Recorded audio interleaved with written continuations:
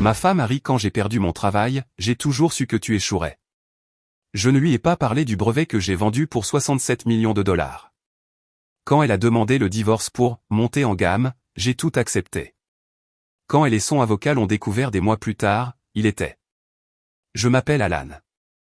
Ma vie a été un enfer avec ma femme, alors quand elle s'est moquée de moi et a décidé de mettre fin à notre mariage parce que j'avais perdu mon travail, j'ai accepté tout ce qu'elle voulait prendre. Et elle a bien pris la maison et la voiture que j'avais achetée pour nous quand tout allait bien.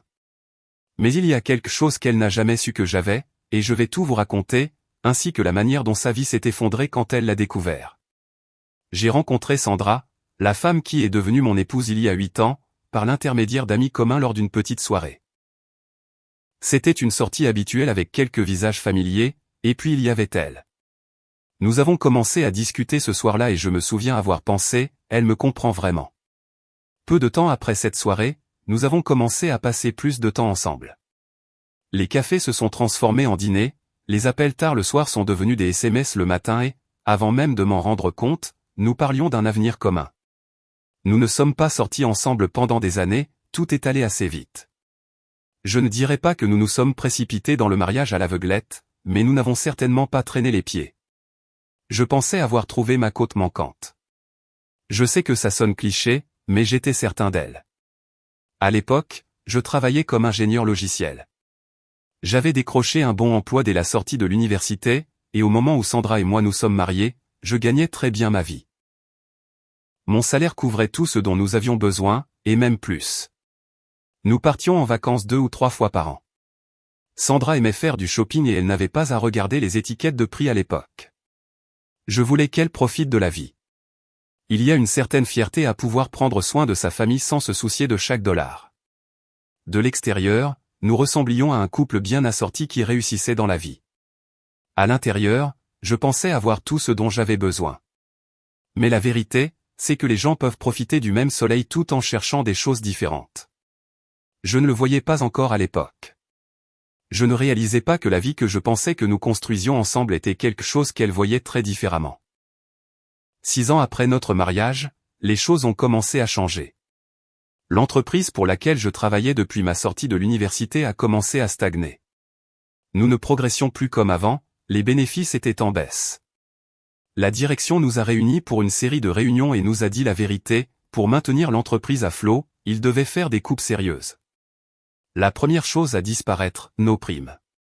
Mais ce n'était pas tout. Ils nous ont dit que si l'entreprise était rachetée, nous serions autorisés à vendre nos brevets de manière indépendante, ceux que nous avions créés pendant notre temps là-bas. Cela a attiré mon attention.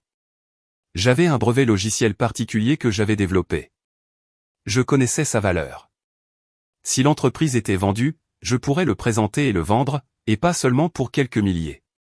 Ce brevet pourrait changer ma vie. C'est pourquoi je suis resté.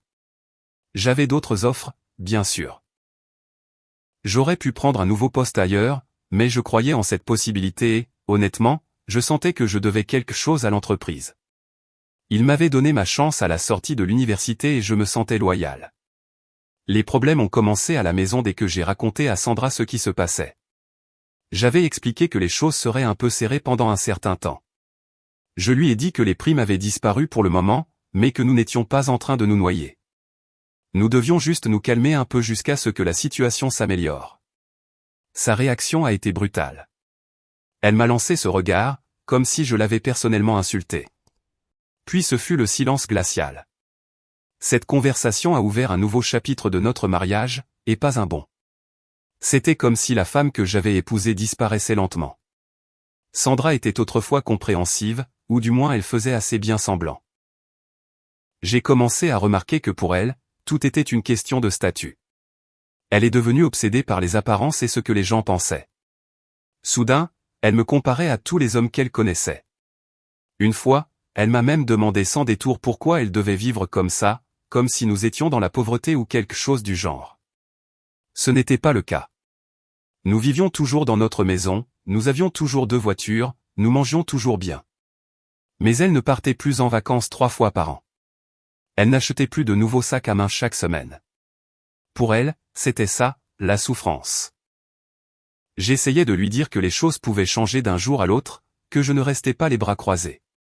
Mais chaque fois que je disais ça, elle riait et disait, « Oh, s'il te plaît, prophète Alan, devrais-je attendre d'être dans ma tombe avant que les choses ne s'arrangent ?»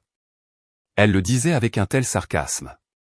J'ai essayé d'expliquer que changer de travail n'était pas aussi simple qu'il y paraissait. Je lui ai dit que courir après un confort à court terme pourrait signifier passer à côté de quelque chose de plus grand. Elle s'en fichait. Elle m'a dit sans détour, alors va chercher un autre travail. Je ne veux rien entendre. Et ça ne s'est pas arrêté au mot. Elle a commencé à rentrer tard, et à un moment donné, elle a passé une nuit dehors. Je lui demandais où elle était, et elle disait qu'elle avait dormi chez une amie. Je lui ai demandé calmement, « Sandra, tu n'as pas pensé à rentrer avant la tombée de la nuit ?» Elle a ricané. « Quoi, je suis censé rentrer à la maison pour te garder maintenant ?» Il est devenu évident pour moi qu'elle n'avait pas seulement perdu le respect pour moi, elle m'en voulait. Et elle a ajouté autre chose, « Tu ne dépenses plus d'argent pour moi, alors ne me dis pas quoi faire. » Après ça, j'ai arrêté d'essayer. Parce que chaque fois que j'abordais un sujet, elle soupirait de manière dramatique ou quittait la pièce. Je suis devenu silencieux et renfermé.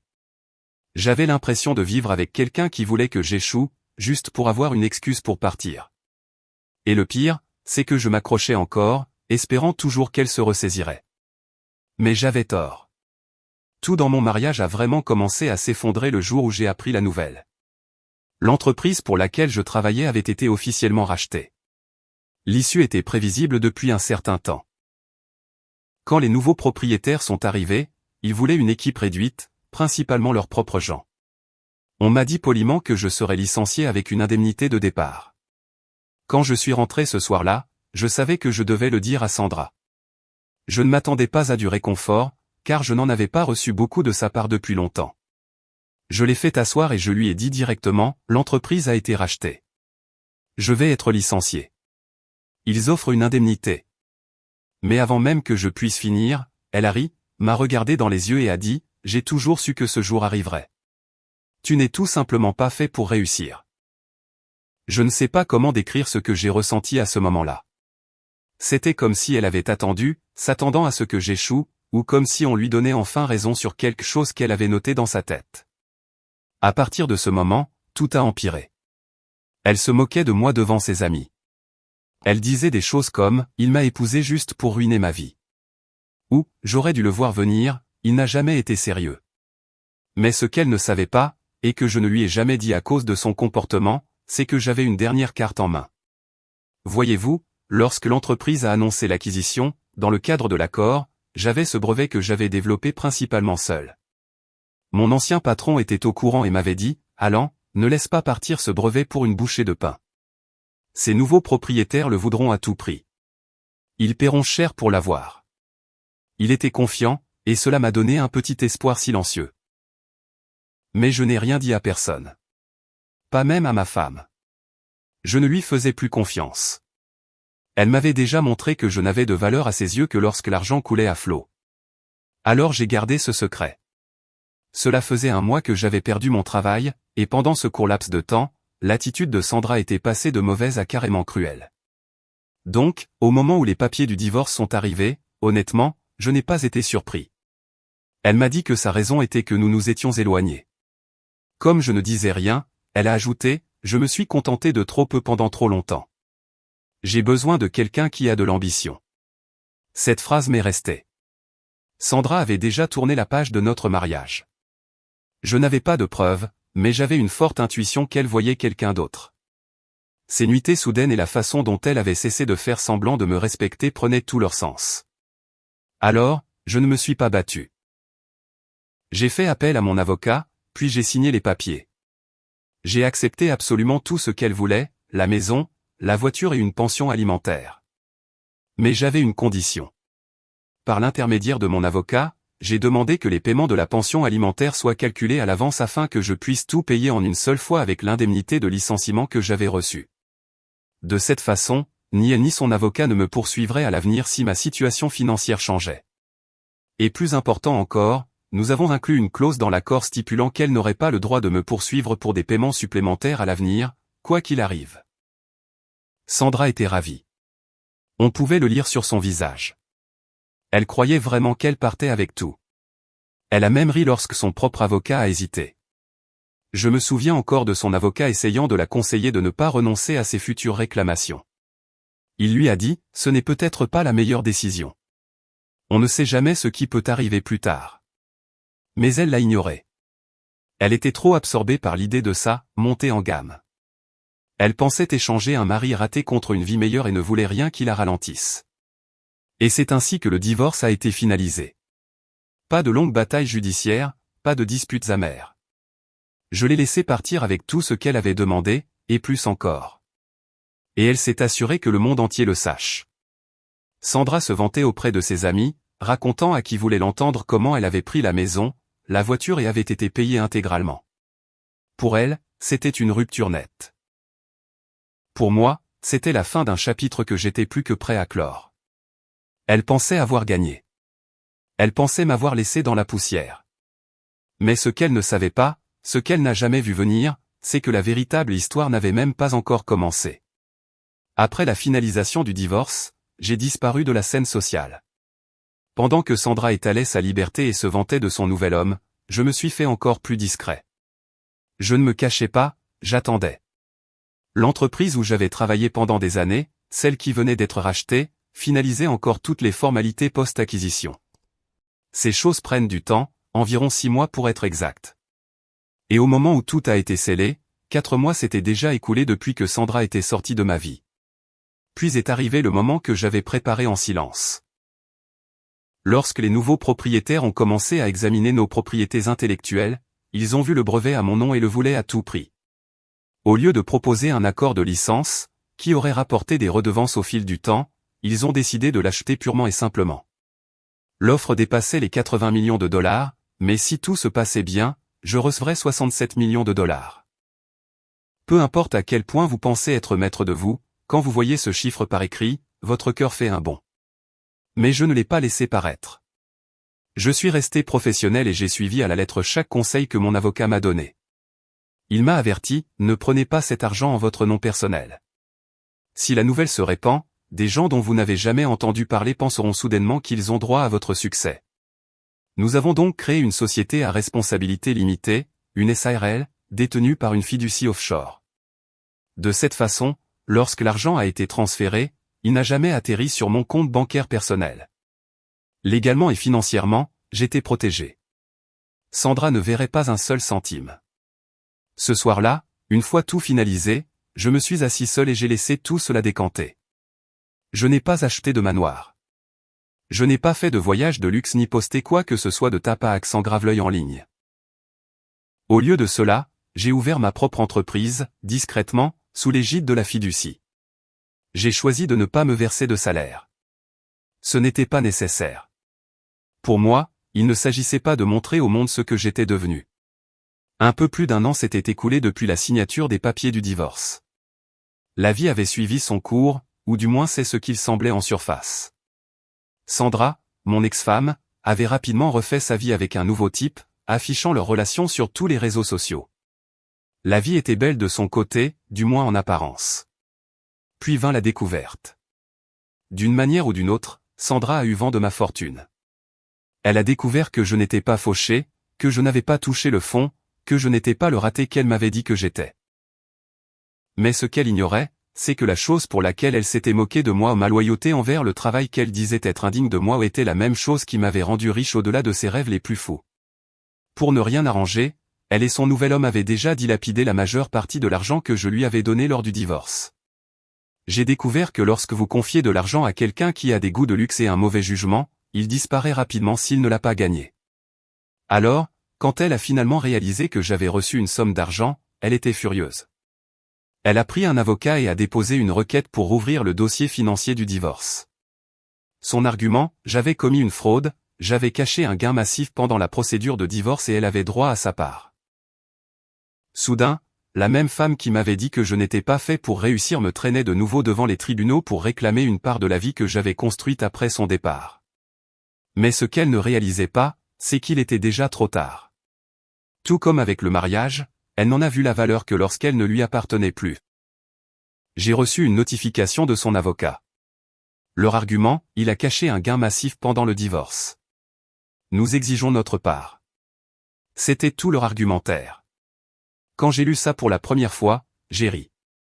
Elle n'avait clairement aucune idée à quel point cet accord de divorce était inattaquable.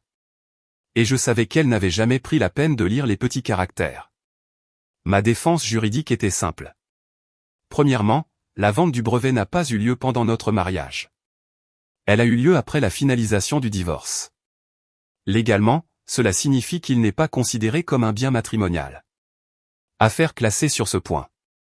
Deuxièmement, le brevet lui-même était le mien depuis le premier jour. Je l'avais construit de A à Z, sur mon temps personnel, en utilisant mes propres compétences et sans un centime ou une seconde d'aide de Sandra. Elle n'y a pas investi, elle ne savait même pas qu'il existait. Troisièmement, l'argent de la vente ne m'a même pas été versé personnellement. Il est allé directement dans une société à responsabilité limitée détenue par une fiducie, pas à mon nom. Enfin, la cerise sur le gâteau, nous avions déjà signé une clause dans l'accord de divorce qui interdisait à l'une ou l'autre des parties de poursuivre pour de l'argent supplémentaire plus tard. Son propre avocat l'avait prévenu, mais elle voulait de l'argent rapide et avait signé quand même. Au tribunal, nous avons tout apporté, la date exacte de la vente du brevet, des mois après le divorce, la preuve que le brevet avait été créé bien avant que nos problèmes ne commencent, la documentation sur la structure de la vente et de la fiducie, et bien sûr, l'accord de divorce original avec sa signature juste à côté de cette clause qui disait « aucune réclamation future ». Quand le juge m'a demandé de répondre, je suis resté calme. J'ai regardé droit devant moi et j'ai dit « En fait, votre honneur, la vente a eu lieu après notre signature. » Et j'ai divulgué tout ce que j'étais tenu de divulguer. J'aurais pu sortir de là satisfait, sachant simplement que l'affaire était morte-née. Mais je ne me suis pas arrêté là. J'ai décidé de contre-attaquer. J'ai intenté ma propre action en justice. Pourquoi? Parce qu'ils avaient rompu l'accord. Cette clause n'était pas facultative, et me traînait en justice pour quelque chose que nous avions tous deux convenu d'exclure constituer une rupture de contrat. J'ai donc poursuivi en dommages et intérêts, spécifiquement pour couvrir tous les frais juridiques que j'ai dû engager pour faire face à leurs plaintes sans fondement. Et devinez quoi? Le tribunal a été d'accord avec moi. Le juge a statué que Sandra et son avocat avaient violé les termes de l'accord initial et ils ont été condamnés à payer mes frais de justice. Était-ce une somme énorme? Non, même pas proche de ce que j'avais dépensé au total. Mais ce n'était pas une question d'argent. Cela a envoyé un message clair. On ne peut pas piétiner les gens et ensuite crier à l'injustice quand son pari ne paie pas. Une fois que tout a été définitivement terminé, je me suis assis et j'ai écrit une lettre. Je l'ai écrite parce que j'avais besoin de dire quelque chose que je n'avais jamais eu l'occasion de dire pendant le chaos. Et je l'ai gardée simple. La lettre disait « Merci d'être parti quand tu l'as fait. Je n'aurais pas pu accomplir cela avec toi dans les parages. Je savais que si elle était restée, je n'aurais jamais eu la clarté ou la tranquillité d'esprit pour mener à bien l'affaire du brevet. Sa négativité, ses reproches constants, la pression de devoir faire mes preuves auprès de quelqu'un qui n'a jamais vraiment cru en moi m'aurait dévoré vivant. Donc, son départ n'était pas seulement une bénédiction déguisée. Quelques jours après avoir reçu la lettre, elle a appelé. J'ai laissé sonner les premières fois, mais elle a continué d'appeler. Finalement, j'ai décroché. Elle pleurait. Finalement, elle a dit qu'elle était désolée, qu'elle avait tout gâché, et a demandé si nous pouvions nous voir pour simplement parler. C'était la première fois depuis des années qu'elle ressemblait à la femme que j'avais épousée. Mais cela ne changeait rien. Le mal avait été fait il y a longtemps. Alors je lui ai dit non. J'ai juste dit, je ne te verrai pas, Sandra. Je te souhaite le meilleur, sincèrement, mais certaines choses, une fois brisées, ne peuvent être réparées. Maintenant, quand les gens me demandent si je sais ce qu'elle devient, je leur dis la vérité, je ne sais pas, et ça m'est égal. Vraiment. Quand on trouve enfin la paix, la dernière chose qu'on veut faire, c'est de remuer les vieilles histoires qui ont failli vous briser. En y repensant, je réalise que la trahison ne se limitait pas au divorce. Parfois, la meilleure vengeance est de ne pas avoir besoin de vengeance du tout. Merci d'avoir regardé. Faites-moi savoir ce que vous en pensez et vos opinions sur la situation ci-dessous. J'aimerais vraiment savoir ce que vous en pensez.